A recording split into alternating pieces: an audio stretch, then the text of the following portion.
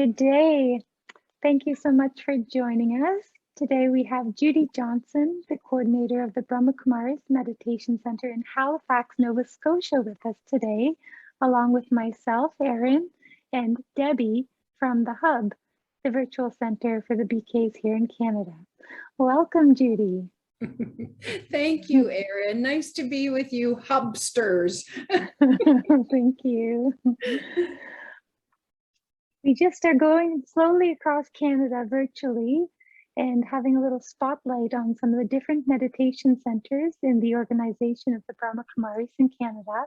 So today with Halifax, we're wondering if you could tell us a little bit about the spirit of the meditation center in Halifax and sort of paint a picture of what it's like to go to the Brahma Kumaris Meditation Center there in Halifax.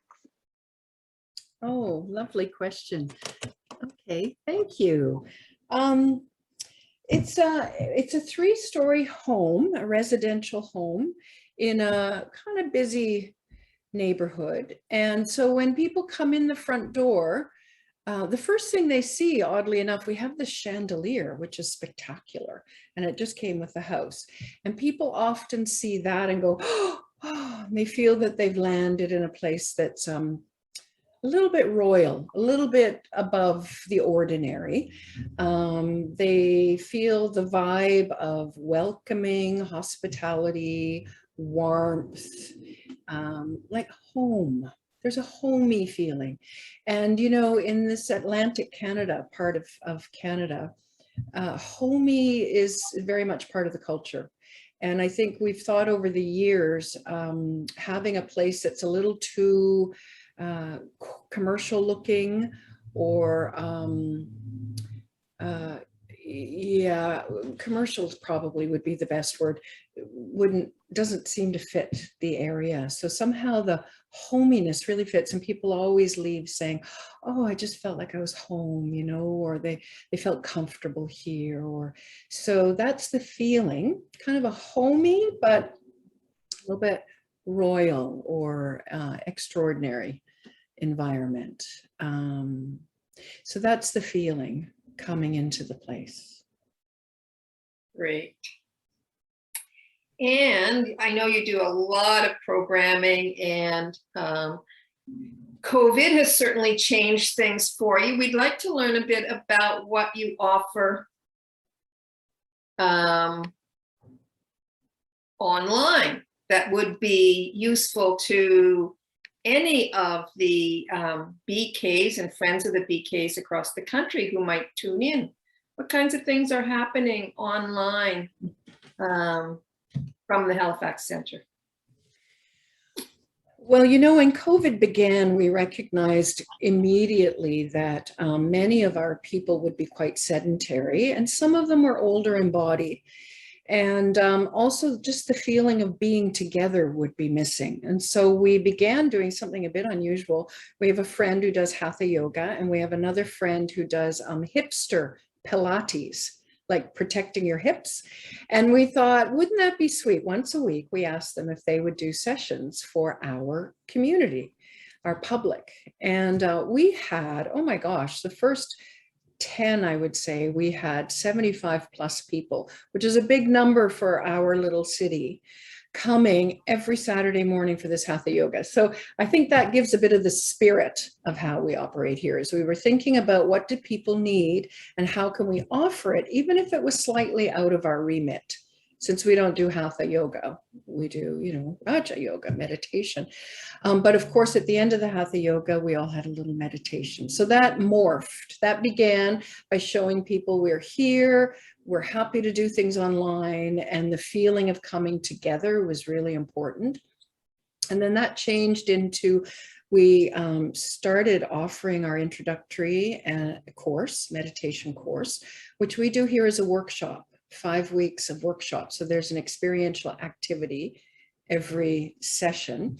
And we challenged ourselves, how could we make Zoom experiential? How could we continue the workshop approach? So have people do things. And so, you know, those that teach here got really good at replicating a workshop environment on Zoom, which is very nice, especially as Zoom became quite a flat surface for most people and very passive. So we continue to offer introductory course. We do an inner power course, 5 weeks, exploring the power of the soul, the inner power that we each have.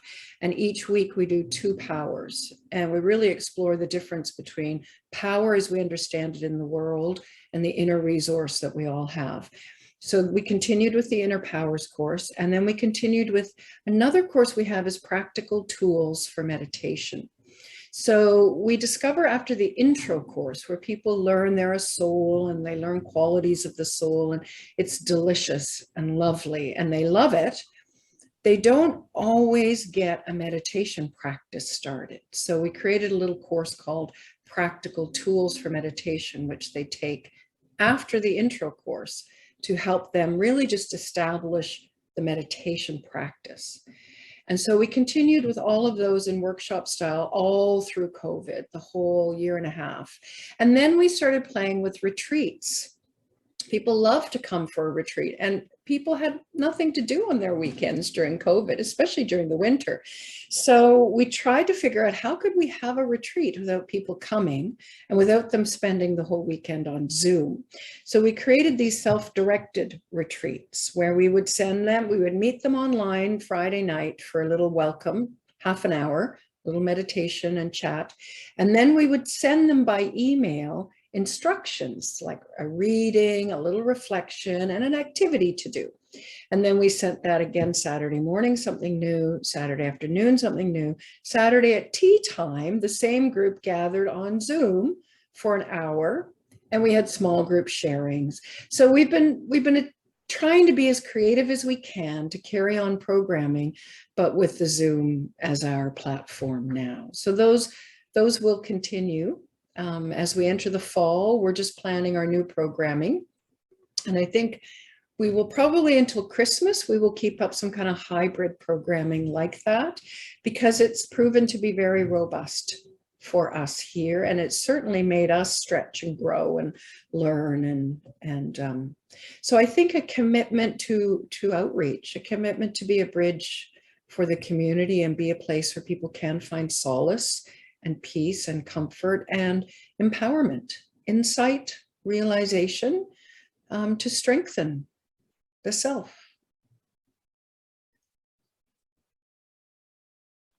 And we've heard that there's a special event coming up in September, I believe, called Peace Halifax. Is this true? Could you tell us a little bit about this and how people can join? Show us a t-shirt. That's great. Thank you, Erin. Erin was here one year for Peace Halifax. It's a wonderful event. So this year we're going to do 3 things. A big change of pace for us. We're going to keep the concert, which will be lovely. And we have Rose Cousins, who was a very famous local performer, and Zamani Miller, another famous local performer. We have a beautiful concert at 4 o'clock. The second thing we're going to do is we feel like people need connections this year. So we're going to do something called the Living Library, where we locate people at 5 different stations around the library, and you sign them out as a human book. And so we advertise in advance the book cover, what the book is about. We have a nurse of 43 years here, retired nurse, whose book will be called Intensive Care for the Soul. And she'll relate her experiences working in intensive care unit and what really brings peace to people in that environment. So it'll all be peace related, but we'll have 10 different books available over a 2-3 hour period. Some of the books will be available online, but it will reduce the number of people that will be in contact with each other. So sitting nearby, so that's the second thing, is connection. And the third is cache. We're going to hide geocaches all over the city in the main parks of the city. We've got 3 beautiful big parks, and we're going to call it Finding Peace. So it's a big family event to go off racing around looking for these geocaches that have been hidden with your app. And inside every geocache will be a little peace gift for people. So it takes us outside, takes us away from closed spaces, and it gets us having a little bit of fun, which I think we all feel we're ready for. So this year, the theme is Joy of Peace. Great. And we're going to have the website up on the screen for people to join. But you're saying some of the Living Library will be online and the concert? Concert will be live streamed. You'd have to be in the municipality to find the geocache. But stay tuned. Maybe we'll have Erin hide something in North Bay. We'll tell you how, Erin. That would be really great. So lots of programming happening and a big event coming up. And just to wrap up our little conversation that has really given the energy, I think, of what happens at the Halifax Centre, what's a gem of wisdom that you would like to pass on to all our friends in Canada who might be seeing this spotlight on the Halifax Centre? I think for me, the wisdom of this time is to keep myself inspired. So I encourage all of you to keep yourself inspired. Do whatever it takes to keep your energy up. And when you're inspired, add to that, learn about all the positive things that are happening around you, because there are so many people doing so many beautiful things at this time. Peace Halifax being just one thing maybe you didn't know about before this conversation. So I think it's important that we keep our own energy up, we keep ourselves inspired, and then that we learn about the goodness that is being expressed by humanity right now, because otherwise it's a pretty bleak and distressing picture, and we don't need more anxiety. So it's personal responsibility to stay inspired and learn. So that's what I'm using right now for myself as wisdom. Wonderful. Well, thank you so much for sharing and bringing us into a little experience of what it's like at the Peaceful Meditation Center in Halifax, Canada. It's so lovely to be with you, Judy. Thank you so much, Judy. And Everyone who's watching can check in anytime to some of the events happening at the Halifax Centre now that you have been invited by the coordinator. Thanks, Judy.